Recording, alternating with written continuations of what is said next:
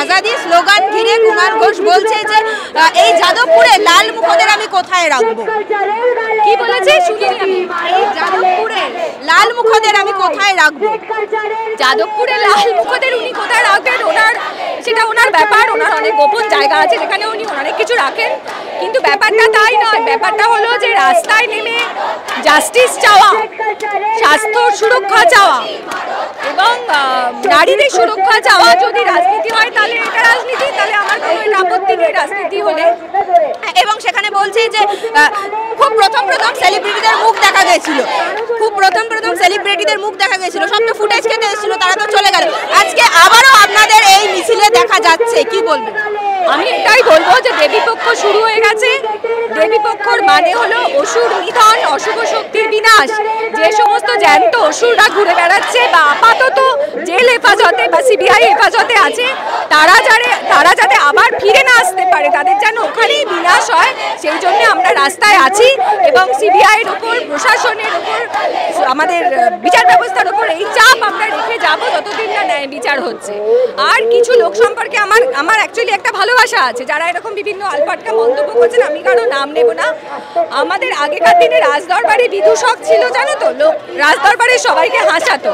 তো এরকম কিছু লোক আছে যারা এরকম বিভিন্ন টুইটে, ইনস্টাগ্রামে এই ধরনের হাসির কথা বলে গোটা সমাজকে হাসায়।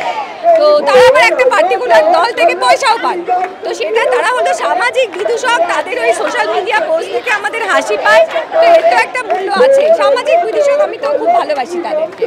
সাধারণ মানুষ হিসেবে একটা কথা জিজ্ঞাসা করি, স্বাস্থ্য পরিকাঠামো এই যে কথাটা উঠে আসছে, অনেক পরিবর্তন চাইছে জুনিয়র ডক্টর। একজন সাধারণ মানুষ হিসেবে আপনার বাড়ি কিন্তু দীর্ঘ রাজনীতির ইতিহাস রয়েছে, সেই দিক থেকে কি বলবেন? না, এটা আমার ব্যক্তিগত মত, এটা রাজনীতির কথা নয়। সেটা হলো যে এই যে বলছে ডাক্তারদের কর্মবিরতির জন্য মানুষ অসুবিধায় পড়ছেন, আমি সেটা অস্বীকার করবো না, কিন্তু জাল ওষুধ, অর্গান ট্রান্সফার, ট্রেড কালচার, এর জন্য এতদিন ধরে যে মানুষ এত অসুবিধায় ছিলেন, সরকারি পরিষেবা থেকে তারা বঞ্চিত হয়েছেন এবং যে কণ্ঠস্বরটি তার বিরুদ্ধে কথা বলেছে তাকে খুন হতে হলো, এইটাতে সাধারণ মানুষের যে অসুবিধা হয়েছে এবং আজকে আমরা পথে না নামলে আরো অসুবিধা হবে, এই নিয়ে প্রশাসনের কি বক্তব্য এটা আমি জানতে চাই। এবং ডক্টররা যে কর্মবিরতি চালিয়ে যাচ্ছেন, একাংশের সাধারণ নাগরিক, রোগীদের পরিবার কিন্তু বলছে যে আমরা অসুবিধার মধ্যে পড়ছি, আপনারা প্লিজ ভেবে দেখুন।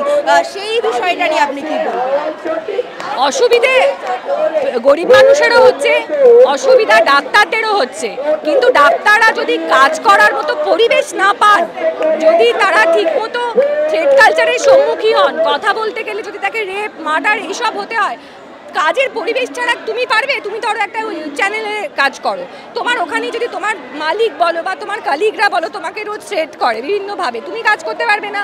আমি স্টুডিওতে কাজ করি, কালকে গিয়ে যদি আমি দেখি যে আমাকে লোকে থ্রেট করছে বা রেপ থ্রেট তো আমরা প্রতিদিন পাচ্ছি সোশ্যাল মিডিয়ায়, তাহলে আমরা কাজ করতে পারবো না। এটা তো স্বাভাবিক, কাজ করতে গেলে কাজের পরিবেশ ফিরিয়ে আনতে হবে।